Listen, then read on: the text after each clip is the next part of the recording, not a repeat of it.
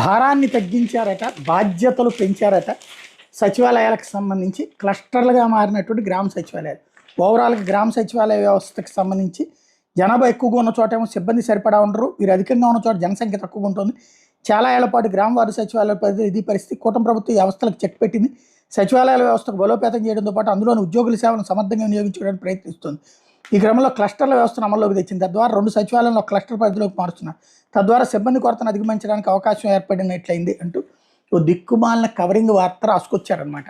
అక్కడ ఉన్నది 2000 కుటుంబాలకు ఒకటి. అందులో ఒక చోట ఎక్కువ ఉండేది ఏంటి, ఒక చోట తక్కువ ఉండేది ఏంటి. వినేవాడు వెర్రోడు అయితే చెప్పేవాడు మేధావి అన్నట్టు, లేకపోతే చదివేవాడు ఎదవైతే రాసేవాడు మేధావి అన్నట్టు రాస్తున్నారు అనమాట.